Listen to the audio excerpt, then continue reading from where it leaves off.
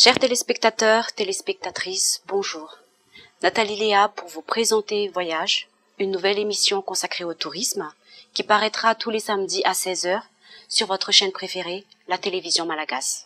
Nous allons vous présenter le potentiel touristique et culturel de notre belle île et apporter notre modeste contribution au développement de Madagascar. Tout de suite, découvrons la place d'Andoual.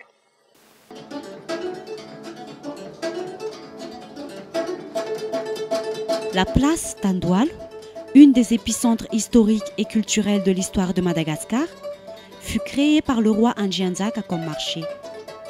Il y a 3 hypothèses sur son appellation. Andoualouaran, la source, Andoualouassa, la plaine, Andoualouamasn, le sacrement.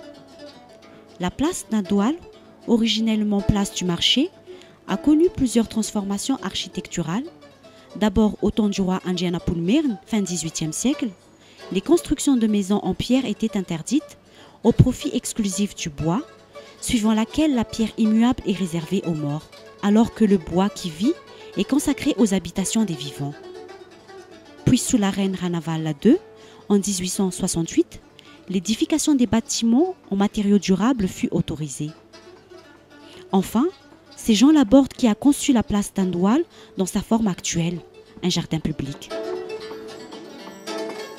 Lieu d'intronisation des souverains et des kabars, c'est sur ce lieu qu'Ilaïdam, futur Radama Ier, fut présenté par le roi Andjianapoulmirn et la bénédiction des reines successives Ranaval la Première, Rasouirn, Ranavalna II, III, a été célébrée à l'aide d'une eau de source sacrée coulant à l'emplacement de l'actuelle cathédrale d'Andoual. Cette place a été appropriée par les missionnaires chrétiens au XIXe siècle, la London Missionary Society et la mission catholique. La première y a édifié temple et école, la seconde la cathédrale où sont enterrés la bienheureuse Victoire Rassomanarif et les 3 cardinaux.